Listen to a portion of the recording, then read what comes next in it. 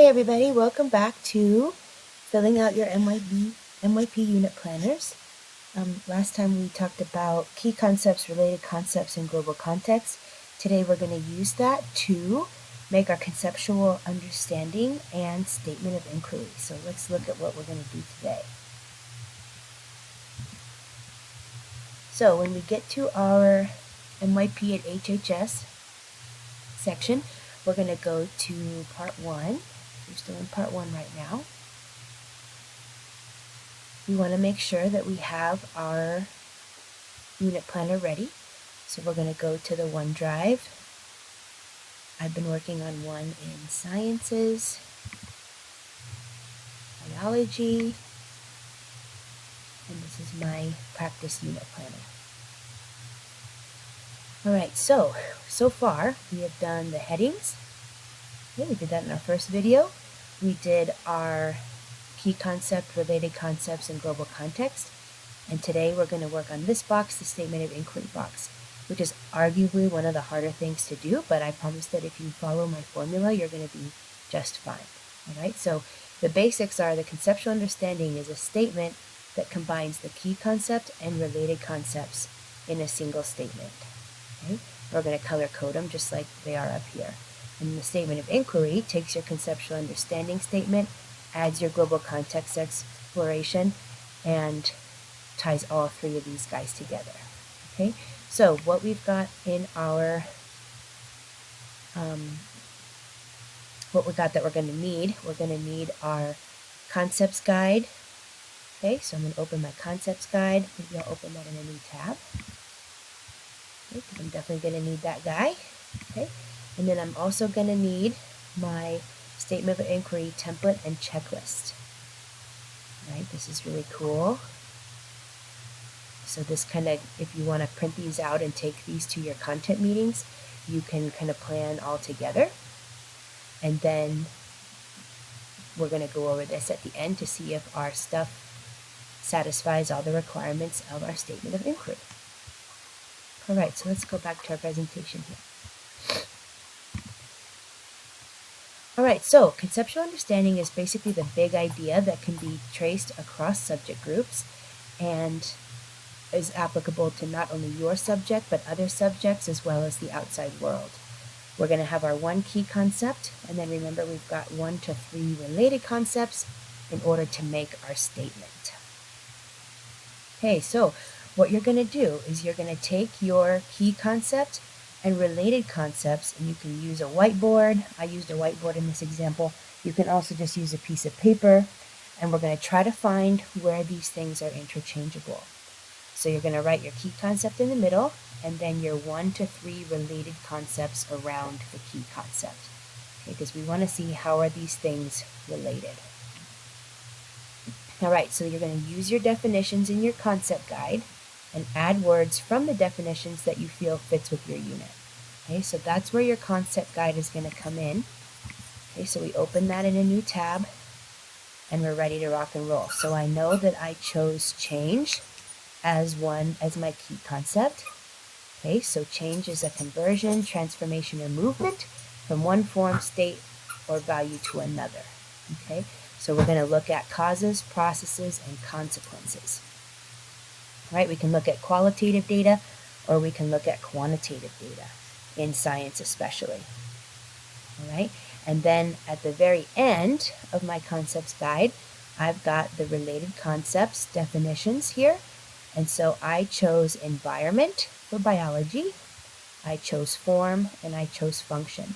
So I'm going to take a bunch of those ideas from the concept guide, and I'm going to put them onto my whiteboard. Okay, so I picked evolution, development, I did movement, cause, consequence, evolution. Okay, because remember this unit is going to be about evolution and mutation and all that kind of stuff. Okay, so what are the things that are going to relate my key concept, my related concepts, and my unit all together?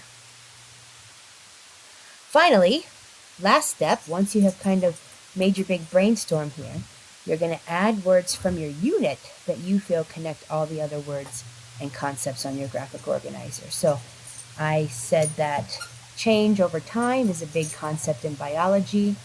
change in function with niche, environmental role, change in form with mutation, phenotype, things like that. Now, remember, for our conceptual understanding, we want it to be a big idea that is transferable.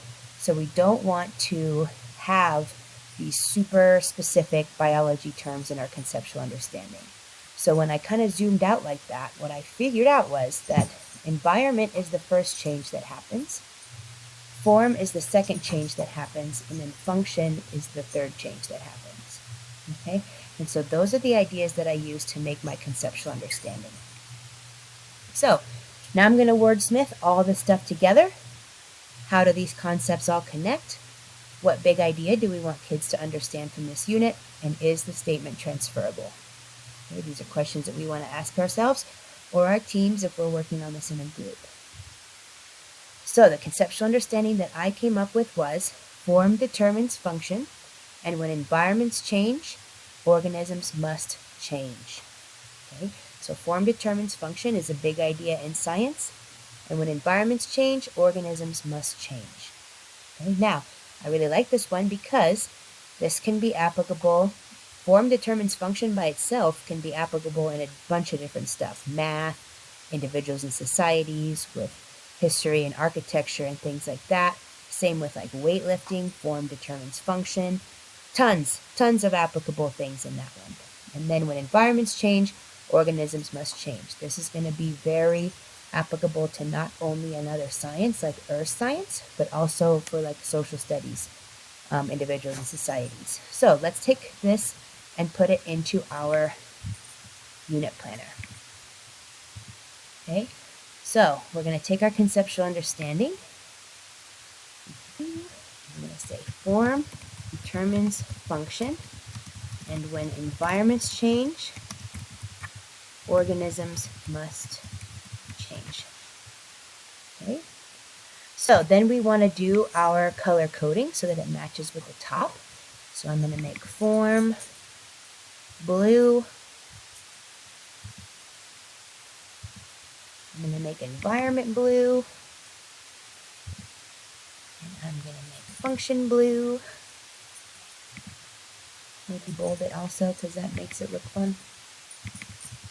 Okay, and then we've got change is going to be red both times.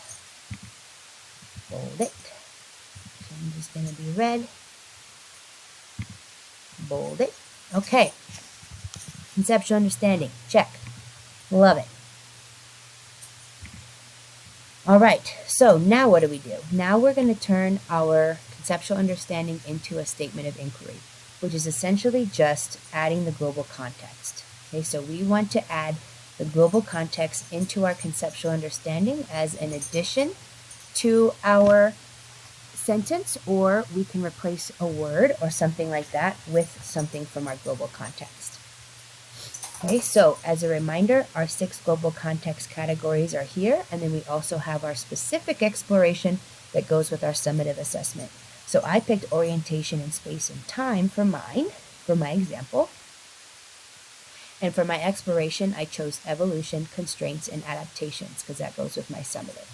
So all I did here is I took this adaptations word and I substituted it for the second change. Okay, so instead of having change twice, I had organisms must adapt. Okay, so let's go ahead and add that here. Okay, so I'm just going to copy this guy. I'm going to put him in here. Okay, and so instead of change, I'm going to have adapt. And so now it's going to be green to go with my global context. Awesome. Okay, now I've got my conceptual understanding and my statement of inquiry. All right, so let's go ahead and let's go through our checklist here. Okay, so check the concepts. Are there at least 2 concepts, 1 key and 3? I have 3 actually related concepts. Yes, absolutely. Can this number of concepts be explored in the time frame of the unit? I think so. We talked about that in our concepts video. Hey, check the conceptual understanding. Are all the unit's identified concepts recognizable in the sentence? So either explicitly or through a clearly representative word or phrase. Yes. Okay, so I took these words exactly and use them in my conceptual understanding. But I also wanted to tell you guys that something great about using this whiteboard method is that if you decide that you want to use movement, cause, or consequence instead of change, you can. You can use any word from the definition of the key or related concept if you don't want to use the concept word itself. Okay, so I didn't do that this time, but I want you to know that it is an option. Is a statement succinct and understandable? Absolutely. Does the statement express a meaningful dynamic relationship between the concepts? How do you know? Check the verb. Absolutely. So I think that it absolutely represents, because form determines function is a huge idea in biology, in science, and then when environments change, organisms must change. Super clear, and I think that it's also applicable to students. Are all the concepts critical to expressing the core idea? Absolutely. Is it transferable beyond the disciplinary content of the unit? Okay, so I do not include reference to specific content and relevant to other units in the subject group. Okay, so yes, I definitely think that this is applicable to earth science if we're just staying in the sciences. And then I also think that it applies to things like individuals and societies, physical and health education, and all kinds of things like that. Arts even, we could pull it. Okay, so we're going to really think outside the box here. All right, global context and exploration, providing a relevant real-world context. Absolutely. Is the word or words or phrase identified as the exploration explicitly evident in the statement of inquiry? Yes. Okay, so we took the word adaptation and we put that right into our statement of inquiry. Okay, so they go together. All right, let's go back here to the checklist. Oops. All right, check the statement of inquiry as a whole.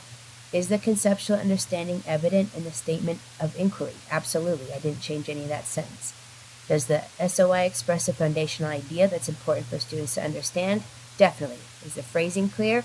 Absolutely. Is it transferable? Yes, it is. We talked about that a whole bunch. So you can bring these when we check these things out together, and then like the ones that we submit to the IB, they'll give us some ideas for strengthening. Otherwise, we can do some peer review, and then it's all good. Again, these are living, breathing documents, and so it's okay if our first round isn't perfect. We're going to learn and grow and change just like the kids are. All right, see you guys next time.